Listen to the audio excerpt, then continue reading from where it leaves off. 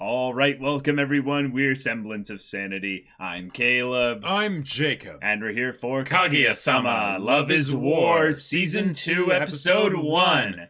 We're back, Right. Oh my god, I am so ready for it. Or should we say, Chika-sama, Love is Love. Right. I mean, Kage is amazing. Right. Kaguya is wonderful. We have also quite a bit of wonderful characters to choose from in terms of best girl. I mean, there's Ishigami, and just there, you could just be done. Like, you could just be done. I mean, just like he is, Yeah. I mean, he's not completely done because he still has the desire, to be done. So, sure. It has to come from somewhere. That's right. But our characters, our tight, wonderful cast of characters that two of them particularly wish they could be tighter, just little bit closer. Yep.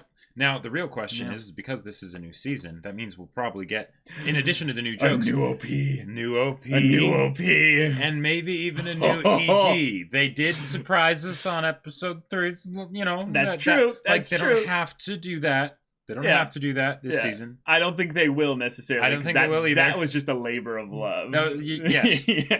But if they did... But if they did, that would be wonderful.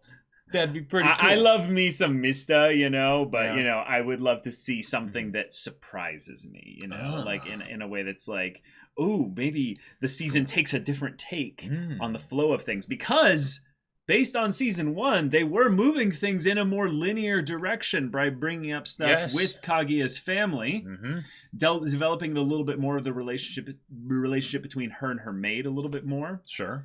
Yep. Just Ishigami being brought into the story changed quite a bit as well. So, I mean, I gotta say, the character I'm most excited to get back to seeing is the narrator. Yeah, the narrator. I think the narrator might officially be best girl.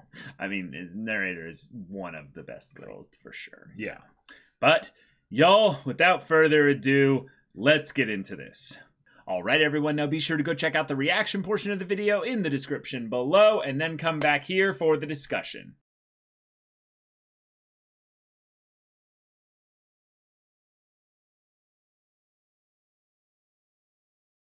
All right. Oh my god. We're back. Oh my god. We're back. This show, I forgot how just rapid fire funny it is. Oh, yeah. Oh my god, it's so funny. Because one of the things that always gets me about comedies is when they know how to have the timing of the jokes, move at a good clip. Because, just in general, if you're making jokes, not all of the jokes will land. And if the jokes have a ton of, setup for them, then that can be a lot of time where you're just not laughing, right? Right. And this show knows how to, if it's, spending a long time on a joke, it makes sure it's a good one, right? And that there are multiple jokes throughout that skit. Oh my god. Yes. And, wow. The skits in this episode were fantastic in that they transitioned rather smoothly, but also I would say they did a couple focus ones that were kind of a little bit of a check to be like, okay, you remember the handmaiden, the assistant. What does to Hayasaka get up to with all of the ridiculous demands that Kaguya places upon her? Right, and kind of what kind of demands are considered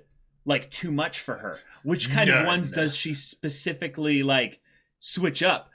What was originally going to be? Yeah, what was the whole point of her so I think, switching the coffee? Was it just to make him fall asleep? Yeah, I think the main thing was that he needed caffeine specifically as a pick-me-up. Right. So instead, she gives him decaffeinated coffee so that he doesn't get his pick-me-up. But I think there was an initial thought that we were thinking that it was something that was spiked already, and then she was actually changing it back because there was something going on there, but apparently not. So that was amazing. Also, just the idea of her being in a skin suit, kind of stuff like jumping that. Jumping through laser security grid. I thought that originally laser security, that means this is Kaguya's estate or something, right? And they were going to go into some sort of story of this is the situation, and maybe do an in media res of how did we get here? Why are we breaking into her house? No, that's just the school security to get to the student council president office, because this is a school that has a lot of influential families as kids in there, and kidnapping one and blackmailing the family is probably a serious threat that they have. So they have legitimately impossible security for this place. But okay, that skit alone, being the one to kick off the season by focusing on a non-main character, like not one of the main four, not even one of the not one of the main two, and not even one of the main four. So that was just so gutsy. It paid off so well, and the moments where we got to see her like grabbing a baseball that was like headed towards a window and then throwing it at a drone and breaking it. What was the drone going to do? I don't know. It could potentially get video footage of his head on her shoulder. You know, who knows? Like. Right. I loved that as the opening. The Mission Impossible. Yep. Oh yeah. I was surprised they didn't like play some kind of not copyrighted like alternate version of the music there. Also, like the visuals. The visuals were really good too. Like second season, you know, so time's gone by and all that stuff. 2020 first season was really popular, so it makes sense that the visuals would be upgraded. And it's 2020, so it's 2020, and this is the first bit of the new season, so it makes sense that they would put their best foot forward, you know. Right. But man, that looked good. And that looked good. They had a lot of really good stuff. But yeah, the high level animation on her flips and everything like that through the laser was wonderful. It was so good. Yep. Also, I think we had like an astounding number of little just scenarios. Yeah. Like within the episode. Some of them even just as transitions, you know. Right. There was one where it was just Chica trying to basically like set something up, and then it would like go outcome not available or something like that. Yeah. I'm pretty sure that was the one where she was trying to set up something in between the Love Advice one and the game one. But the Love Advice one, the Love Advice one was fantastic. Like, no, that was just her trying to get them to play the game. Okay. Right. But yeah, the Love Advice one, let's just talk about this, because this is so cool to be like, oh yeah, do you remember this guy? Do you remember him and Nagise? Yeah, they were characters in season 1. Well, they've grown and developed since then. Indeed. They've got quite the relationship going on. Unlike our main cast of characters, they don't sit there static and too proud to do anything, you know? Right. And wait, how much have they done? Yes, exactly. I also really like that they had him like literally like change his hair. Oh yeah. Even to the point where he is trying to look like the student council president. Yeah. So then you see him with his he's blue. Cool. Well, yeah. But you see him with his blue eyes, but then you see Nagise, and she comes back in there, and she's got the little red ribbon. Yep. Like she's got the red ribbon on her hair and the little scrunchie in her scrunchie in her hair and ribbon. She's trying to look like Kaguya. Well, even the pose that she does there, it's almost the thing where you're expecting to go, oh, kawaii koto. Right, you know? right. So, in some ways, they are the image of what Kaguya and Miyuki could have if they weren't so proud. Such bakas. Yeah. Such bakas. Oh my god. I love all the times that Ishigami was like wanting to strangle them with toilet pull paper. The toilet paper. What is that toilet paper made of that he was able to stretch it like that? Hey, they live in a really wealthy school, dude. Oh. Like, Charmin ain't got shit on these guys. Like, they've got some serious, heavy-duty toilet it's like paper. Nanofibers or something. Yeah, it's spider silk thread, or something like that with, like, some kind of, modified, engineered, like... It's actually a secret self-defense weapon that Hayasaka... like implanted in the school just in case it was needed, you know. And Ishigami just grabbed a hold of it at one point and tried to wipe his ass with it, and he was just like, "Wait a minute." And now he's just held on to it all this time. It's his magic item, in case he needs to defend himself against Kaguya. I mean, he does have plenty of potential threats in this school. Yep. Like there are quite a few. I absolutely love that at the point where Ishigami actually was like, all right, yeah, sure, whatever, we'll play the game or whatever it was. I think it was that. And then Chika's like, yes, Ishigami, you're amazing, you're wonderful. You're a wonderful person. I can't believe I once thought that you were a cold-hearted, logical psychopath. Sociopath. Like, and he's like, that's how you saw me? There it is, Chika, because as we know, Chika does not think very highly of Ishigami. No. Not much at all. Not at all. Like, in some ways, she is kind of, like, got this, like, extremely high view of Kaguya. Mm-hmm. And then everyone else is kind of like, kind of middling, you know? But then Ishigami was like in the toilets. Like he was a dirt bug. It's like she sees him as like a cockroach that she can't properly step on, you know, because she's not the kind of person that would also directly step on anyone. You know? Maybe if she did, you know, it just didn't work. It didn't take. Sure. But I loved also the fact where they're trying to set up the thing to see if they've had sex, and then what date you do what and everything. Right. And Kaguya's so innocent; she has no clue like what they're talking about. And kissing then the neck on, you know, what was it like date 5 or something? I think it was date 3 or something, or date 4 or date 4. People already kissed by the 3rd date. Yeah. Now people do this much on their 4th date. It's just, and then they go into literal like Thomas the Train. Which date do they start banging then? And then Chica just goes way ahead. Well, no. Remember. This is the part about this train scene that I love so much. It's like high intensely animated Thomas the Train, and it's Ishigami. Yep. And then we have this like big like locomotive train like coming in, and that's Miyuki. But then freaking Chica on the bullet train just you know. And then in the passengers in the passenger's car. Way back there is Kaguya, and it's great because Chica is the one that kind of educates Kaguya on these things. Yep, so Chica is Kaguya's sex ed. Kaguya gets to have the benefit of being on a bullet train. Mm-hmm. Yep. But she's unaware that she's even on a bullet train sometimes. So every once in a while she'll like pass through a tunnel and be like, "Wait, what? What was that? What was that?" But that also, and then she like has this moment of clarity, and then the steam comes out.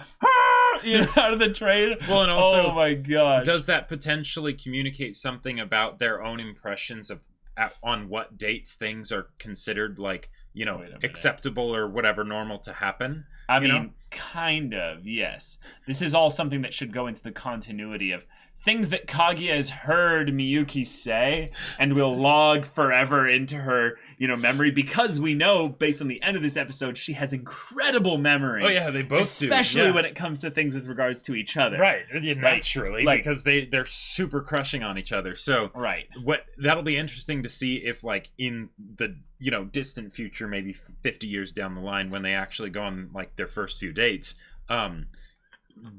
if these things are brought back up, Kaguya being like, wait, but he said, like, you know, like 2 years ago, date 3, that, you know, date 3 is first kiss, or date 4 is kiss on the neck. It's like, no, Kaguya. He said most people. Yeah. Most people. Or lots of people. Right. He didn't say me, or that guy's barely ever been on any dates, you know? And even something as lewd as hand-holding on the first date, we could instead have something where... hand. Yeah, interlocked. Mm-hmm. All the fingers. Yes. We could have something where Kaguya starts to wonder, wait, is this a date? And then if it's a date, then she's like, then we need to be holding hands. But, you know, right. What did you do there? And then maybe it's not even a date in the end. I love just the whole student council utterly annihilated. Yep. Mm-hmm. And I loved also how we went from Nagise talking about this whole thing of how he's changed himself for her, and then immediately... Chica, Tabletop Games Club. And it's like, whoa!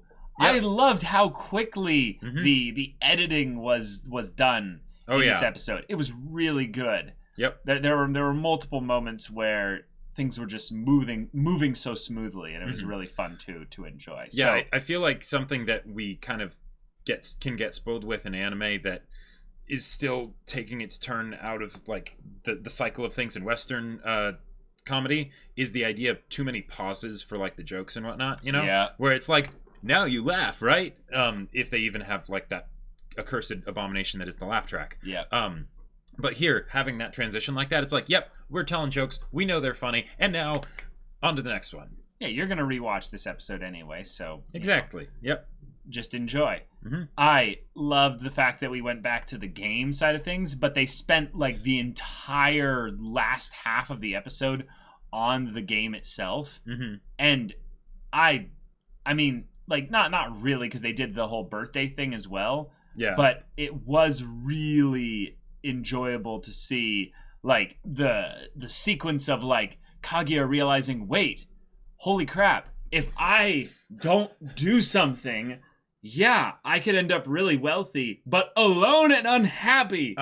Yep. That's a good thing for her to think about. That's a good thing for her to think about. Yeah. It's a really freaky thing when you're in a situation where you have so much. The one thing that you can't have is potentially the thing that you could find happiness in. Or is it a point that, maybe, happiness is found in the little things. And not in those massive, lofty goals. Right. Yeah. Yeah. So something to think about, Kaguya. That's a pretty good one there.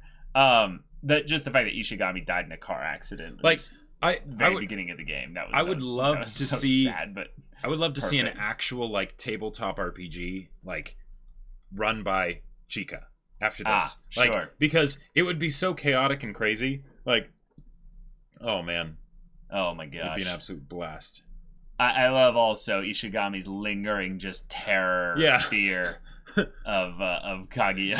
And when she gets all happy and just is on cloud 9 and he's like, this is scaring me even more. I don't trust this. Exactly. What's going on here? Also, all the bits with freaking Miyuki, having I mentioned my birthday once, yeah. And then, everything's fine. I'm not bitter. Everything's fine. I'm not bitter. Yeah. Okay, so I haven't really celebrated my birthday with friends for years, years and years and years. And that's because I was kind of a Miyuki in that ways. I worked during the summer and my birthday's in June. So whenever that would happen, basically, I would just kind of, have a little bit of just a little bit of just me time.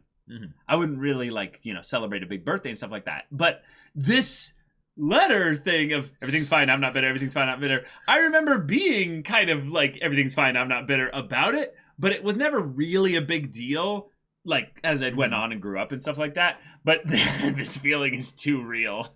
This feeling is too real. Oh my gosh. But then of course, nope.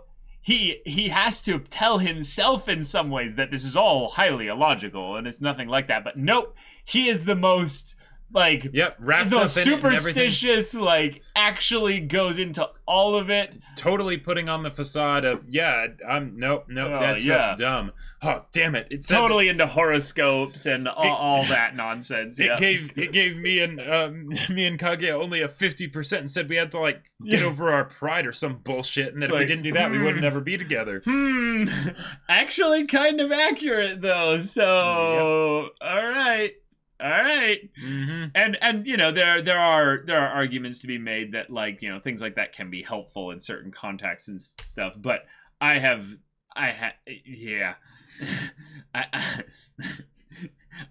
personally don't believe literally anything to do with horoscopes even in the slightest. In fact, in a dating situation like this, if the girl was coming to me with let's do our horoscope thing and stuff like that. Check, please. I get turned off so fast. I'm well, all right. Because cool. because the idea of people trying to understand themselves better and whatnot, that makes sense. That's good. Yeah. But there's that idea of what if it turns into something where then I am not taking initiative for my own life because I'm depending on some random arbitrary thing out there, and it's one that's also debatably just has no basis in reality. Right. I've seen some pretty crazy people though. Sure. With where it was this girl I was talking to at a coffee shop, and I tried to get her number, and she was like, "I'll bet I know what horoscope you are." And I was like, "Wait, what?" And she's like, "Yeah." And I'm like, "How?" And she's like, "Well, I read about them a lot and I know what my personality is and all that stuff." And she was able to guess my horoscope just like that. And it's so she has what, a 1 in 12, or I think. Is it 1 in 12 or is it less? I think it's less. I don't know. It might be less, but it was still one of those things where it was just out of the blue, and with absolute confidence, and it was okay, do you always begin conversations this way? That's interesting. Is this the first time you've done this? And it's no. But she had never met you before. Nope. So did she know your last name before the meeting? No. No, it was just like I was getting coffee and she was cute and we were talking about stuff and then I was like, hey, could I get your number? Cool, and she was like, I'll bet you're yeah. So that was basically her reason for rejecting you as well, was she didn't give you her number, right? No, she had a boyfriend, but yeah. Right. Yeah. But she probably was also saying like, nah, you're this type. We wouldn't click well. I won't presume to make any assumptions about that. All right.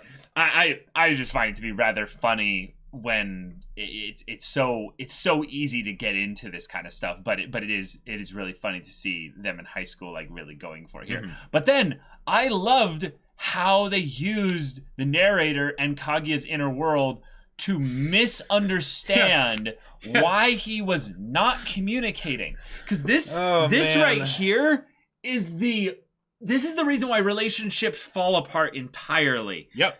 Is someone doesn't want to communicate in the relationship. Right. Then the other person is not willing to be patient with the person as they're not willing to communicate. So then it goes from both sides not being able to meet in the middle because of miscommunication to at least one or both sides then assuming things based on the miscommunication that leads to them making judgments and decisions based on assumptions on the miscommunication that they then use to influence the way they think and feel about the other person based on the assumptions of a miscommunication of a thing, to the point where all kinds of mess happens. But for her, she's so in love right now that she sees it as actually an incredibly like wonderful thing. And the thing is that it can be great and entertaining in the medium of anime with a super dramatic narrator and a bunch of cute, adorable faces. But in the real life, maybe not quite so much. Yeah. I just love that they're all aware that she suddenly got really happy. Like they're all like, and they're what's going on? Why? Yeah. And then the angelic smile, and she comes like, oh my god. Nope. Oh my god. Nope. And just her voice acting when she's like, if there's anything, I'm always happy to help. She got me. And like even Chica looks really like terrified and nervous. Just confused and like, wait, oh what? My god. But there we go. That's season 2, episode 1. Yep. Oh my god, what an opening episode. Hilarious and developing a lot of stuff in the characters, and also calling back to a lot of things from season 1. Yeah, so that was appreciated. Yeah, very good stuff. So, y'all, thank you so much for watching this episode's reaction and discussion. If you want to see the next episode's reaction and discussion right now, though, go check out the link in the description below for our Patreon. You can get on early access there. You can watch full-length timer reactions there. And all this comes with Discord access, so you can chat with us and the community there about this show, about anime in general. And you can also talk with Jacob about the sci-fi novel that he wrote. Yep, I did a thing. It's a sci-fi novel. It's called Battle Lines. It's pretty awesome, and it's on Amazon for purchase. Link in the description down below. Yeah, so if any of that interests you, we'll see you there. But until then, we're Semblance of Sanity. I'm Caleb. I'm Jacob. And we'll see you all next time.